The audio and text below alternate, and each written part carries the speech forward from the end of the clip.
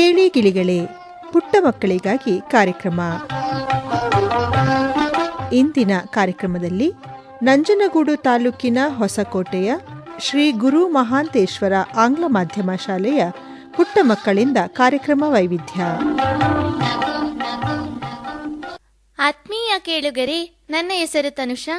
ನಾನು ಶ್ರೀ ಗುರುಮಹಾಂತೇಶ್ವರ ಆಂಗ್ಲ ಮಾಧ್ಯಮ ಶಾಲೆ ಹೊಸಕೋಟೆ ನಂಜನಗೂಡು ತಾಲೂಕಿನಿಂದ ಬಂದಿದ್ದೇವೆ. ಇಂದಿನ ಕೇಳಿಗಿಳಿಗಳೇ ಕಾರ್ಯಕ್ರಮವನ್ನು ನಡೆಸಿಕೊಡಲಿದ್ದಾರೆ ನಮ್ಮ ಶಾಲೆಯ ಪುಟ್ಟ ಮಕ್ಕಳು. ಕಿರಿಯ ಪ್ರಾಥಮಿಕ ಶಾಲಾ ಮಕ್ಕಳಿಂದ ಕಾರ್ಯಕ್ರಮ. ಮೊದಲಿಗೆ ಪರಿಸರ ಗೀತೆಯನ್ನು ಹಾಡಲಿದ್ದಾರೆ ತನುಶ್ರೀ, 4ನೇ ತರಗತಿ. Doctor S Venkateshamurthy.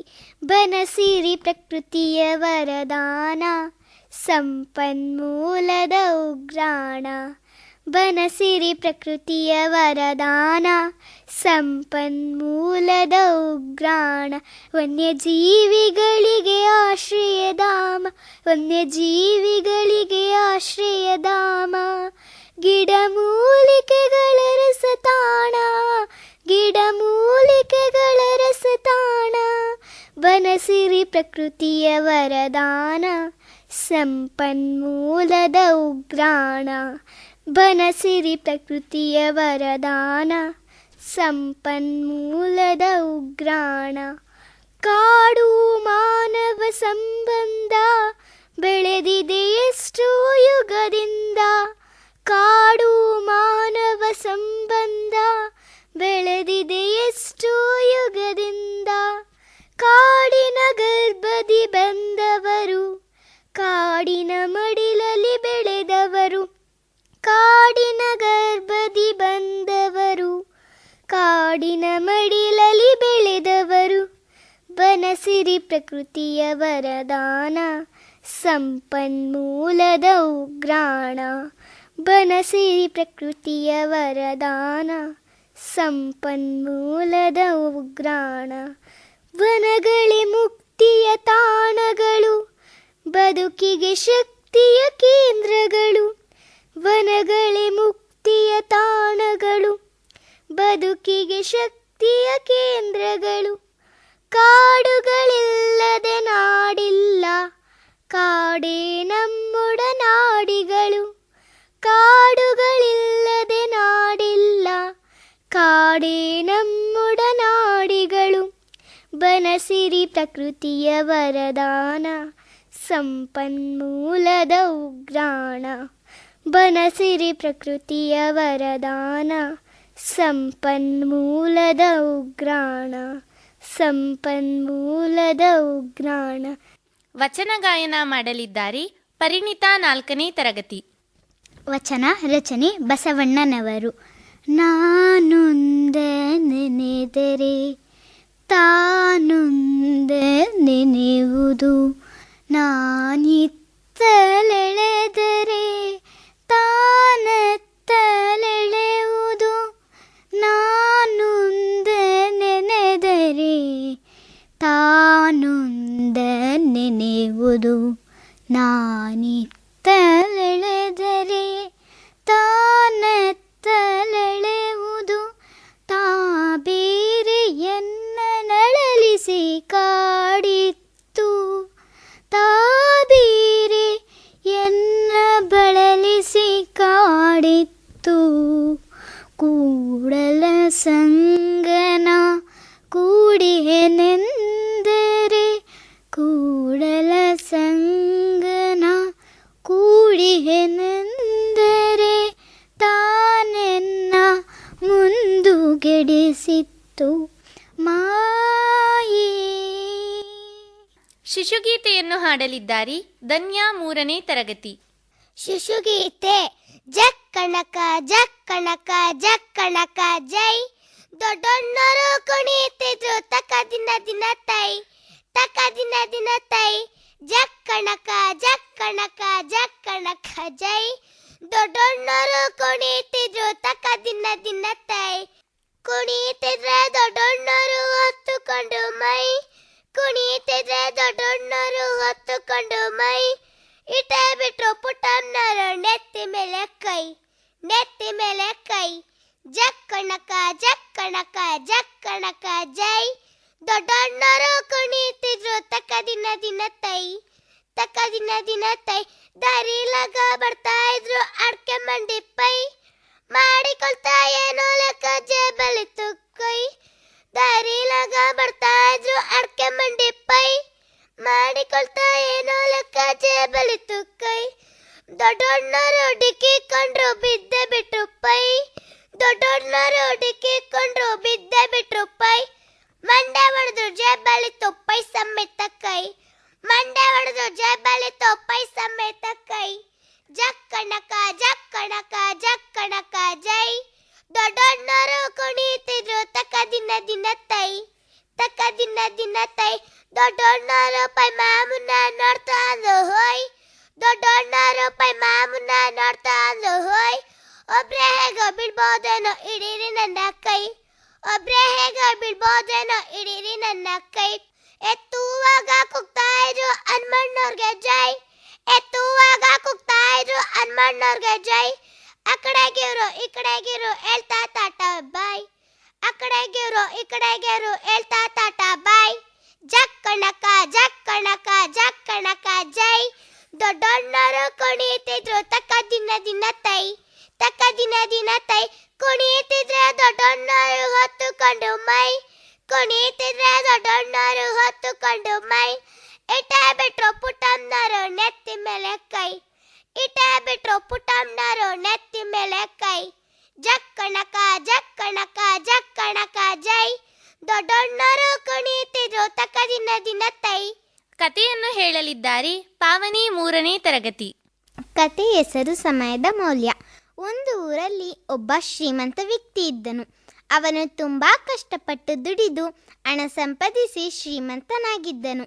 ಅವನಿಗೆ ಒಬ್ಬನೇ ಮಗ. ಅವನು ತುಂಬ ಸೋಮಾರಿಯಾಗಿದ್ದ, ಜವಾಬ್ದಾರಿ ಇಲ್ಲದವನಾಗಿದ್ದನು. ಯಾವುದೇ ಕೆಲಸ ಮಾಡುವ ಗೋಜಿಗೆ ಹೋಗದೆ ಇಡೀ ದಿನ ಊರಿನಲ್ಲಿ ಅಡ್ಡಾಡಿಕೊಂಡು ಕಾಲ ಕಳೆಯುತ್ತಿದ್ದನು. ಒಂದು ದಿನ ಆ ವ್ಯಕ್ತಿ ತನ್ನ ಮಗನಿಗೆ ಪಾಠ ಕಲಿಸಲು ನಿರ್ಧರಿಸಿದನು. ಅವನನ್ನು ಕರೆದು, ನನ್ನ ಬೀರುವಿನಲ್ಲಿ ಹಳೆಯ ಕಾಲದ ವಿಶೇಷವಾಗಿರುವ ಒಂದು ಗಡಿಯಾರ ಇದೆ, ಅದನ್ನು ತೆಗೆದುಕೊಂಡು ಬಾ ಎಂದನು. ತಕ್ಷಣ ಮಗ ಕೊಠಡಿಯೊಳಗೆ ಹೋಗಿ ಬೀರುವಿನಲ್ಲಿದ್ದ ಗಡಿಯಾರವನ್ನು ತಂದು ತಂದೆಯ ಬಳಿ ಕೊಡುತ್ತಾನೆ. ಆಗ ತಂದೆ ಹೇಳುತ್ತಾನೆ, ಮಗು, ಈ ಗಡಿಯಾರವು ಪುರಾತನವು ವಿಶಿಷ್ಟವಾದದ್ದು ಆಗಿದೆ. ಇದನ್ನು ತೆಗೆದುಕೊಂಡು ಮಾರುಕಟ್ಟೆಗೆ ಹೋಗು, ಅಲ್ಲಿ ಅದರ ಬೆಲೆಯನ್ನು ತಿಳಿದುಕೊಂಡು ಬಾ ಎಂದನು. ಆ ಹುಡುಗ ಆಗಲಿ ಎಂದು ಗಡಿಯಾರದೊಂದಿಗೆ ಮಾರುಕಟ್ಟೆಗೆ ಹೋಗುತ್ತಾನೆ. ಅಲ್ಲಿ ಅನೇಕ ಅಂಗಡಿಗಳಿಗೆ ಆ ಗಡಿಯಾರವನ್ನು ತೋರಿ ಅದರ ಬೆಲೆ ಕೇಳುತ್ತಾನೆ. ಒಂದು ಅಂಗಡಿಯವನು 500 ರು ಎಂದು, ಮತ್ತೊಬ್ಬ 1000 ರು ಎಂದು, ಮಗದೊಬ್ಬ 800 ರು ಎಂದು ಹೇಳುತ್ತಾರೆ. ಆಶ್ಚರ್ಯಗೊಂಡ ಆ ಹುಡುಗ ಮನೆಗೆ ವಾಪಸ್ಸಾಗುತ್ತಾನೆ. ನಡೆದ ವಿಚಾರವನ್ನೆಲ್ಲ ಅಪ್ಪನಿಗೆ ಹೇಳುತ್ತಾನೆ. ನಸುನಕ್ಕ ತಂದೆ ಅದನ್ನು ಮತ್ತೆ ಜೋಪಾನದಿಂದ ಬೀರುವಿನಲ್ಲಿ ಇಡಲು ಹೇಳುತ್ತಾನೆ. ಮತ್ತೆ 2 ದಿನಗಳ ನಂತರ ಮಗನನ್ನು ಕರೆದು ಆ ಗಡಿಯಾರವನ್ನು ತರಲು ಹೇಳುತ್ತಾನೆ. ಮಗ ಏನನ್ನೂ ಮಾತನಾಡದೆ ಬೀರುವಿನಿಂದ ಗಡಿಯಾರ ತರುತ್ತಾನೆ. ಅಪ್ಪ ಪುನಃ ಮಾರುಕಟ್ಟೆಗೆ ಹೋಗಿ, ನೀನು ಈಗ ಗಡಿಯಾರದ ಬದಲು ಅಲ್ಲಿ ತೋರಿಸುವ ಸಮಯಕ್ಕೆ ಬೆಲೆಯನ್ನು ತಿಳಿದುಕೊಂಡು ಬಾ ಎಂದು ಹೇಳುತ್ತಾನೆ. ಹುಡುಗ ಯಥಾ ಪ್ರಕಾರ ಮಾರುಕಟ್ಟೆಗೆ ಬಂದು ಅನೇಕ ಅಂಗಡಿಗಳಿಗೆ ಭೇಟಿ ನೀಡಿ ಗಡಿಯಾರದಲ್ಲಿರುವ ಸಮಯಕ್ಕೆ ಬೆಲೆ ಎಷ್ಟು ಎಂದು ಕೇಳಿದನು. ಕೆಲವರು ಅವನನ್ನು ನೋಡಿ ನಕ್ಕರು ಮತ್ತು ಇಲ್ಲಿಂದ ಹೋಗು ಎಂದು ಹೇಳಿದರು. ಇನ್ನೂ ಕೆಲವರು ಎಂತಹ ಮೂರ್ಖ ಪ್ರಶ್ನೆ ಎಂದು ಈ ಹುಡುಗನನ್ನು ಮೂದಲಿಸಿದರು. ಆ ಹುಡುಗನಿಗೆ ಮುಜುಗರ ಜೊತೆಗೆ ಅಪಮಾನವಾದ ಅನುಭವ ಆಯಿತು. ಒಂದು ಸಣ್ಣ ಗಡಿಯಾರ ರಿಪೇರಿ ಮಾಡುವ ಅಂಗಡಿಯ ಮುಂದೆ ಬಂದು ನಿಂತನು. ಅಲ್ಲಿ ಒಬ್ಬ ವೃದ್ಧ ಕೆಲಸ ಮಾಡುತ್ತಿದ್ದನು. ಇವನು ಅದೇ ಪ್ರಶ್ನೆಯನ್ನು ಅಂಗಡಿಯ ವೃದ್ಧನಿಗೆ ಕೇಳಿದನು. ಆ ಮುದುಕ ಹುಡುಗನಿಗೆ, ಮಗು, ನೀನು ಎಷ್ಟು ದುಬಾರಿಯಾದ ಗಡಿಯಾರವನ್ನು ಕೊಂಡರೂ ಅದು ತೋರುವ ಸಮಯಕ್ಕೆ ಬೆಲೆ ಕಟ್ಟಲು ಸಾಧ್ಯವಿಲ್ಲ. ಒಂದೊಂದು ನಿಮಿಷವೂ ಅತ್ಯಂತ ಅಮೂಲ್ಯವಾದದ್ದು. ಸಮಯವನ್ನು ಕೂತು ಕಳೆಯಬಾರದು. ನಿನಗೆ ಸಮಯದ ಬೆಲೆ ತಿಳಿಸಲು ನಿನ್ನ ತಂದೆ ಈ ಪ್ರಯೋಗ ಮಾಡಿದ್ದಾರೆ ಅನಿಸುತ್ತದೆ. ಈಗಾಗಲೇ ನೀನು ತುಂಬ ಸಮಯವನ್ನು ವ್ಯರ್ಥ ಮಾಡಿದ್ದೀಯ. ನಿನ್ನ ತಂದೆ ಎಷ್ಟು ದುಡ್ಡು ಸಂಪಾದಿಸಿದರೂ ಕೂತು ತಿನ್ನೋರಿಗೆ ಕುಡಿಕೆ ಹೊನ್ನು ಸಾಲದು ಎಂಬಂತೆ ನಿನ್ನ ತಂದೆಯ ಆಸ್ತಿ ಹಣವೆಲ್ಲ ನೀನು ದುಡಿಯದಿದ್ದರೆ ಬೇಗ ಕರಗಿ ಹೋಗಬಹುದು. ನಿನಗಾಗಿ ನಿನ್ನ ಒಳಿತಿಗಾಗಿ ನೀನು ದುಡಿಯಬೇಕು ಎಂದನು. ಅವನ ಮಾತುಗಳನ್ನು ಕೇಳಿದ ಹುಡುಗನಿಗೆ ತನ್ನ ತಪ್ಪಿನ ಅರಿವಾಗಿ ಕಣ್ಣಿನಲ್ಲಿ ನೀರು ಬರುತ್ತದೆ. ಮನೆಗೆ ಹಿಂತಿರುಗುತ್ತಾನೆ. ತಂದೆಗೆ ಕ್ಷಮೆ ಕೇಳಿ ಅಂದಿನಿಂದಲೇ ಕಷ್ಟಪಟ್ಟು ಕೆಲಸ ಮಾಡಲು ಪ್ರಾರಂಭಿಸಿದನು. ತಂದೆಗೆ ಆನಂದವಾಯಿತು. ನೀತಿ ಗಡಿಯಾರ ಸಮಯವನ್ನು ಮಾತ್ರ ತೋರಿಸುವುದಿಲ್ಲ, ಸಮಯದ ಮೌಲ್ಯವನ್ನು ಕಲಿಸುತ್ತದೆ. ಕಳೆದ ಸಮಯ ಮತ್ತೆ ಬರುವುದಿಲ್ಲ. ಆಧುನಿಕ ತಂತ್ರಜ್ಞಾನದಿಂದ ಪರಿಸರಕ್ಕೆ ಆಗುತ್ತಿರುವ ದುಷ್ಪರಿಣಾಮಗಳ ಬಗ್ಗೆ ತಿಳಿಸಲಿದ್ದಾರೆ ಪೂರ್ಣಿತಾ 4ನೇ ತರಗತಿ. ಆಧುನಿಕ ತಂತ್ರಜ್ಞಾನದಿಂದ ಪರಿಸರಕ್ಕೆ ಆಗುತ್ತಿರುವ ದುಷ್ಪರಿಣಾಮಗಳು. ಸ್ನೇಹಿತರೆ, ಮೊದಲೆಲ್ಲ ನಾವು ಪರಿಸರ ಮಾಲಿನ್ಯ ಎಂದರೆ ಶಬ್ದ ಮಾಲಿನ್ಯ, ವಾಯು ಮಾಲಿನ್ಯ, ಜಲ ಮಾಲಿನ್ಯ ಅಂತ ಹೇಳುತ್ತಿದ್ದೆವು. ಆದರೆ ಈಗ ಹೊಸ ಥರದ ಮಾಲಿನ್ಯಗಳು ಸೇರ್ಪಡೆಗೊಂಡಿವೆ. ಮನುಷ್ಯ ಆಧುನಿಕತೆಯ ಕಡೆ ಸಾಗುತ್ತಾ ಅನೇಕ ತೊಂದರೆಗಳಿಗೆ ಪರಿಸರ ಒಳಗಾಗುತ್ತಿದೆ. ಕೈಗಾರಿಕೆಗಳು ಮತ್ತು ವಾಹನಗಳ ಹೆಚ್ಚಳದಿಂದ ವಾತಾವರಣಕ್ಕೆ ಹಾನಿಕಾರಕ ಅನಿಲಗಳಾದ ಇಂಗಾಲದ ಡೈಆಕ್ಸೈಡ್, ಮೀಥೇನ್ ಮುಂತಾದವುಗಳು ಬಿಡುಗಡೆಯಾಗಿ ವಾತಾವರಣ ಕಲುಷಿತಗೊಳ್ಳುವುದರ ಜೊತೆಗೆ ಭೂಮಿಯ ತಾಪಮಾನವು ಗಣನೀಯವಾಗಿ ಏರಿಕೆಯಾಗುತ್ತಿರುವ ಪರಿಣಾಮ ಹಿಮಗಡ್ಡೆಗಳು ಕರಗಿ ಸಮುದ್ರ ಮಟ್ಟ ಏರಿಕೆಗೆ ಕಾರಣವಾಗುತ್ತಿದೆ. ವಿದ್ಯುನ್ಮಾನ ತ್ಯಾಜ್ಯದ ಸಮಸ್ಯೆ. ಮೊಬೈಲ್, ಕಂಪ್ಯೂಟರ್ ಮತ್ತು ಎಲೆಕ್ಟ್ರಾನಿಕ್ ಉಪಕರಣಗಳ ನಿರಂತರ ಬಳಕೆಯಿಂದ ಈ ತ್ಯಾಜ್ಯವು ಅಪಾಯಕಾರಿ ಮಟ್ಟದಲ್ಲಿ ಹೆಚ್ಚುತ್ತಿದೆ. ಇವುಗಳನ್ನು ಸರಿಯಾಗಿ ವಿಲೇವಾರಿ ಮಾಡದಿದ್ದಾಗ ಇವುಗಳಲ್ಲಿರುವ ವಿಷಕಾರಿ ರಾಸಾಯನಿಕಗಳು ಮಣ್ಣು ಮತ್ತು ಅಂತರ್ಜಲವನ್ನು ಕಲುಷಿತಗೊಳಿಸುತ್ತದೆ. ಚಾಟ್ ಜಿಪಿಟಿ, ಎಐಗಳ ಬಳಕೆಯಿಂದ ವಾತಾವರಣದ ತೇವಾಂಶ ನಷ್ಟವಾಗಿ ವಾತಾವರಣದಲ್ಲಿನ ತಾಪದ ಮಟ್ಟ ಹೆಚ್ಚುತ್ತದೆ. ಕೃಷಿಯಲ್ಲಿ ಯಂತ್ರೋಪಕರಣಗಳು ಮತ್ತು ರಾಸಾಯನಿಕ ಕೀಟನಾಶಕಗಳ ಅತಿಯಾದ ಬಳಕೆಯಿಂದ ಮಣ್ಣಿನ ಫಲವತ್ತತೆ ಕಡಿಮೆಯಾಗುತ್ತದೆ. ಇದಲ್ಲದೆ ಸರಕು ಸಾಗಾಣಿಕೆಗೆ, ಸಮುದ್ರದಲ್ಲಿ ಆಗುವ ವೈಪರೀತ್ಯಕ್ಕೆ ಮತ್ತು ಜಲಚರಗಳ ಜೀವಕ್ಕೆ ಹಾಗೂ ಜೀವನಕ್ಕೆ ಮನುಷ್ಯನ ಆಧುನಿಕತೆ ಕಂಟಕವಾಗುತ್ತಿದೆ.